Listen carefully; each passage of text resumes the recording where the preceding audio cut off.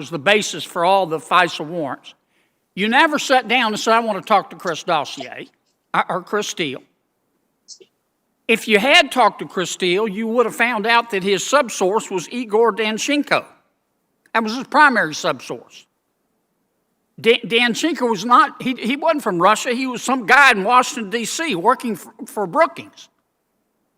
He went to the University of Louisville. He went to Georgetown. He was buddies with Dr. Fiona Hill. He was relying on his drinking buddies. Why didn't all of you folks who are running this show say, wait a minute, this is all centered around Chris Steele. We better talk to Chris Steele, and we better talk to this guy Danchenko. Senator, it's important that I get this out. So if you could give me just a second. Sure.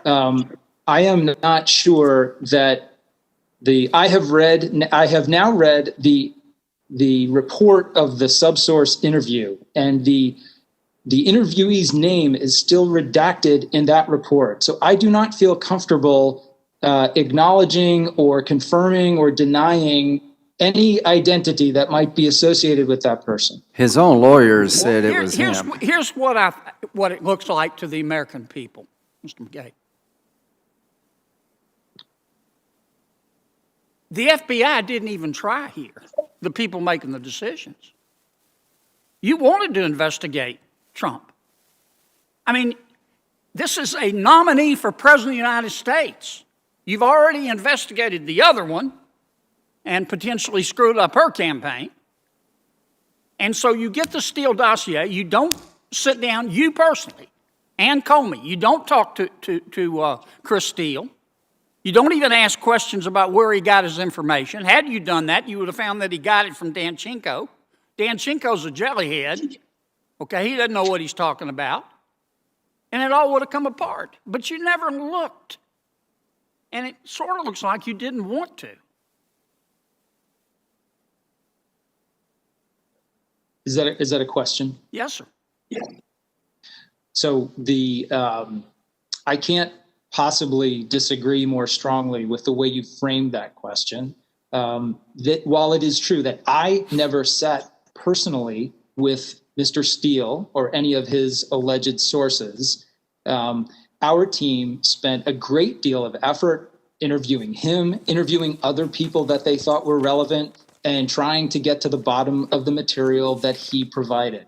So, no, we were not predisposed to investigating the president. It wasn't something we sought out to do, but we felt that the potential national security threat put us in a position where we were obligated to investigate. That's what we did. And you expect the American people to believe that? That is the truth, and I certainly hope they believe it. General Flynn's been prosecuted for lying to the FBI. You lied to the FBI, and you aren't being prosecuted. Don't you think that sends the wrong message to the American people? Senator, General Flynn's situation and mine have absolutely nothing in common. I never, ever intentionally misled the FBI or the IG under any circumstances. And I think that's probably the conclusion that the DC U.S. Attorney's Office came to when they dismissed the 2-year investigation of me. But you weren't fired for parking in the handicapped parking spot at the FBI, were you? You were fired for lying, were you not? I was fired as the result of a deeply unfair and flawed IG investigation, and I am challenging that termination in federal court. Okay. Last question. Do you have any idea, Mr. McCabe? I don't think Mr. Comey does. Do you have any idea how badly you and your colleagues have hurt the FBI? I mean, the premier law enforcement agency in all of human history. And it was just a handful of you. And now when the average American gets a knock on his or her door, FBI, I need to talk to you. At least half of them are thinking, oh my gosh, is the agent a Republican or a Democrat? They probably know my party affiliation. Do you have any idea how much damage you've done?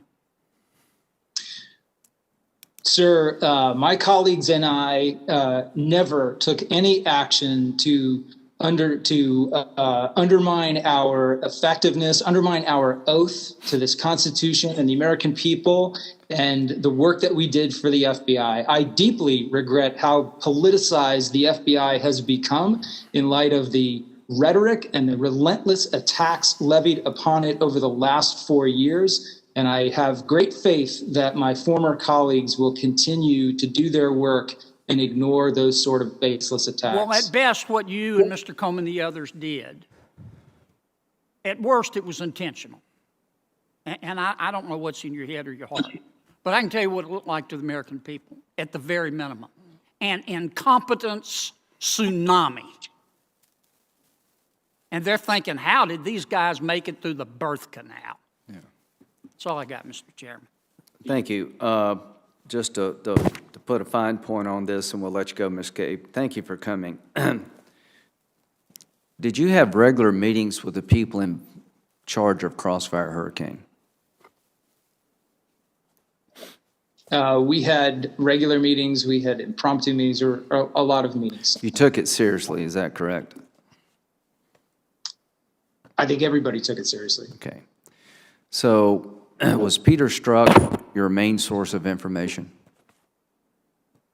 Peter Strzok was one of many sources of information. I met very regularly with Mr. Steinbach, Mr. Priestep, our general counsel, deputy general counsel. There were quite a few people involved at that level. Did they tell you that the subsource was being interviewed in January? I did know that the subsource had been interviewed. That's correct. Did you ever ask the question, how did that interview go? Did it help us with the warrant application? Did it undermine the warrant application? Did you ask any questions about the results of the interview? I did. I remember discussing it very briefly, and I was not informed of any concerns significant concerns with the things that the witness told them. Yeah. Who did you talk to about the interview? Do you recall? I do not recall, sir. So you remember being told about were you told about the March interview? No, sir. So here's the question, I guess. If you ask them, how did the interview go? And nobody tells you that it basically destroyed the dossier, if that's not criminal, is it grossly negligent not to get that information to you?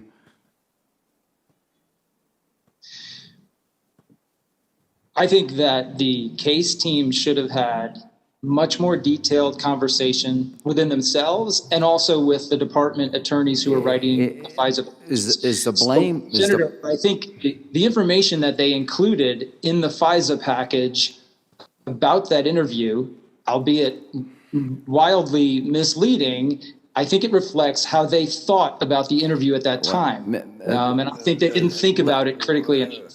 If you look at this interview and you're not wowed by how unreliable the dossier is, you don't want to see it as being unreliable. Now, you're in charge, the #2 guy, of one of the most consequential investigations in the history of the FBI. It begins to fall apart. One stop sign after another is presented to the FBI. The CIA tells the FBI that this is internet rumor, you need to watch Christopher Steele. The State Department talks about him trying to take Trump down. Bruce Orr talks about you need to watch this guy. When the subsource is actually interviewed, he shreds the document as being reliable, and nothing seemed to work. When it came to making sure that the true facts got out to the court and others, nothing seemed to work. Can you give me an explanation as to why, when it came to the exculpatory part of this, nothing seemed to work the way it should? Senator, I can only rely on the findings I've read in the IG report. But you were the #2 guy. You were in charge of all this. How is it possible that the #2 guy in the FBI was not informed about these major breakdowns regarding the reliability of the dossier? Were you not informed about the email from the CIA saying, yeah, actually, Carter Page, he was a source for us. Senator, I can't answer for you why I did not know something at the time. Okay, well, I can't comment on it. yeah, that's the purpose of the hearing. The purpose of the hearing is to make sure that we find answers to how the system failed so it doesn't fail again. And I appreciate you coming. I'm sorry I didn't give you a break. And we will continue, in spite of my Democratic colleagues' protestations. We're going to find somebody accountable for something when it comes to Crossfire Hurricane. And thank you very much, Mr. McCabe, for participating in the hearing. I appreciate it very, very much and wish you the best. Thank you. All right, now as to why I'm doing what I'm doing. It's just astonishing to me that so much was ignored so often, and you come to the conclusion there is no there there. So what do we know? We know that no defensive briefing was given to President Trump about concerns regarding his campaign, but when there were concerns regarding the Clinton campaign and foreign influence, she was briefed. We know that Senator Feinstein was briefed when the FBI thought maybe a member of her staff was connected to the Chinese intelligence community. All of these investigations of the Trump campaign were counterintelligence investigations. Not one mentioned to President Trump, you may have a problem with Papadopoulos. Well, if you look at the transcripts of the bar talk with Mr. Papadopoulos, he says in the transcripts, he didn't even know he was being recorded, that no, he's not working with the Russians. He hasn't received any information from Russia. That would be treason. That would be a crime. The whole premise of Crossfire Hurricane was a report by an Australian ambassador to the United Kingdom that was given to somebody in our office in London. That makes its way back to Washington. They've got all this information where Papadopoulos denies working with the Russians, and they just plow ahead. Compare that to the September CIA memo to the FBI suggesting that Hillary Clinton has signed off on a plan to link Trump to Russia to draw attention away from her email server problem. This is our CIA telling the FBI they have credible information, an investigative lead, that Hillary Clinton, the Democratic nominee, is trying to link Trump to Russia for political purposes, and the FBI completely ignored it. Apparently it threw it in the garbage can and considered an Australian ambassador meeting in a bar more reliable, didn't give it 1 minute of attention. And the reason that's important, it begins to explain how this all happened. Christopher Steele was on the payroll of Fusion GPS, who was on the payroll of the Democratic Party. Christopher Steele was working for the Democratic Party. He provided a dossier that used a Russian source who was suspected of being a Russian agent years before, and it turned out to be a bunch of garbage. So the reason the FBI should have looked at what the CIA had told them is it begins to make Crossfire Hurricane make more sense. That this whole thing was cooked up in July. That the whole idea of Trump-Russia connections were not real. They were manufactured in part by Christopher Steele. And the FBI bought it hook, line, and sinker. So I think a lot of us on our side are just astonished that when the CIA sends over information to the FBI, that they have intelligence that Hillary Clinton signed off on a plan to connect Trump to Russia to divert attention from her, that nobody at the FBI did a damn thing about it. Well, who did they send it to? Peter Strzok. Are you going to have me believe that Peter Strzok was fair-minded when it came to Trump-Clinton? Doesn't it make a lot of sense that the person who hated Trump thought he should lose $100 million to nothing, thought he was an idiot, totally invested in making sure he never becomes president? Is it very far-fetched to say that when he got the information about Clinton, he just purposely did nothing with it?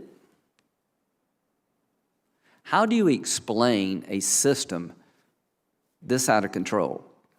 The most high-profile case maybe in the history of the FBI, at least near the top, that when the subsource is interviewed on 2 separate occasions and the information is damning to the dossier, it's exculpatory in nature, it never makes its way up to anybody who actually signed the warrant. What kind of oversight existed for this to happen? How serious were they about checks and balances? Why didn't they go to Trump and do for Trump what they did for Clinton? We think you may have a problem, you need to correct it. It's pretty obvious to us that Crossfire Hurricane started basically with a conversation in a bar.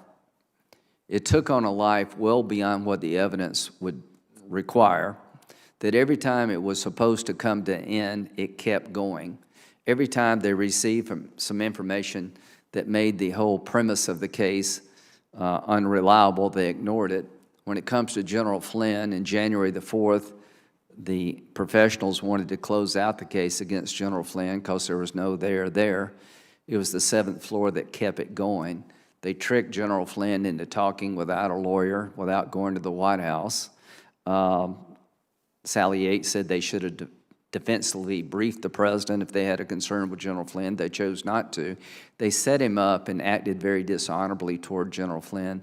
And there's nothing wrong with General Flynn talking to the ambassador of Russia when he's the incoming national security advisor.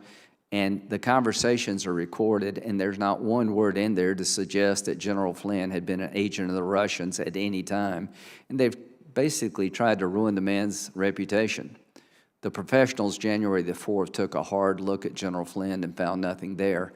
It's just these people at the top who had an insane desire to keep looking at Trump people when the evidence would suggest they needed to stop. Why did they never stop when it came to Trump, when they should have stopped? Why did they never slow down? Because they had a bias.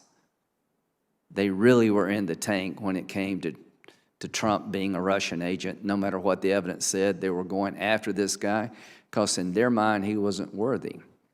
Why did they not look at the allegations against candidate Clinton provided by the CIA?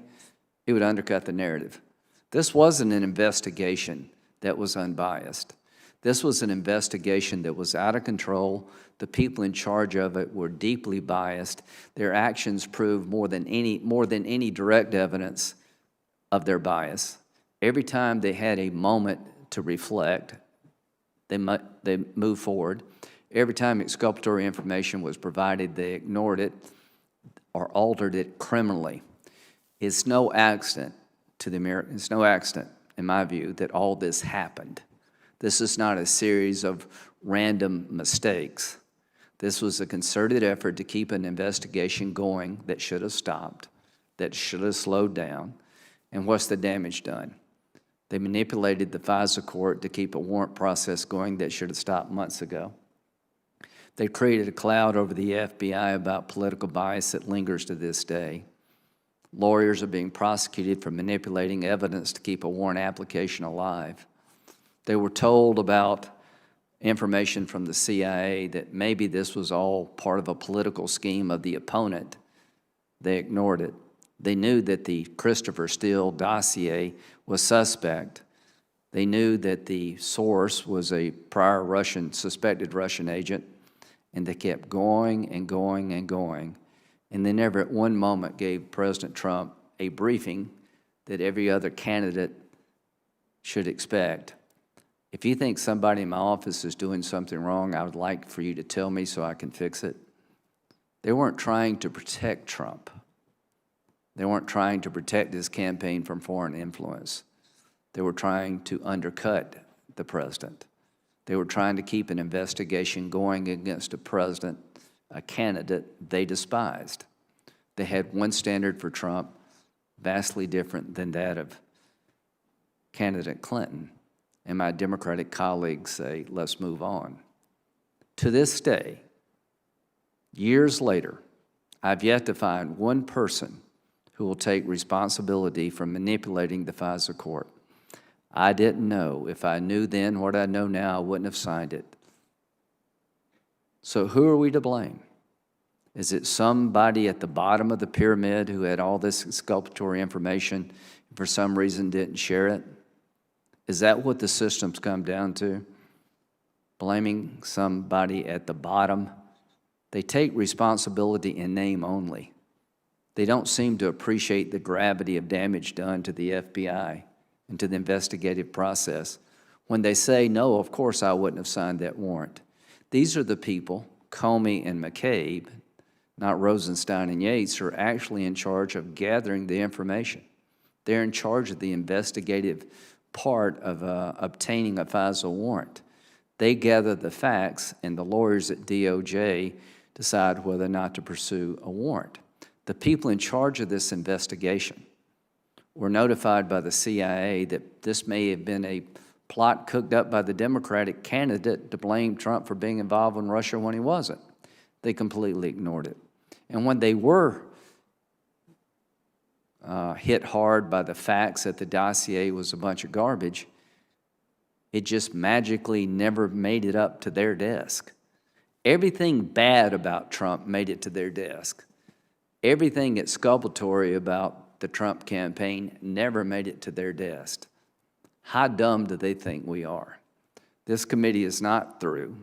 We're going to keep digging until we find out how the most high-profile investigation of a candidate for president of the United States and eventually a sitting president was handled so poorly, and try to let the FISA court know that we take our job seriously. So we will continue this process.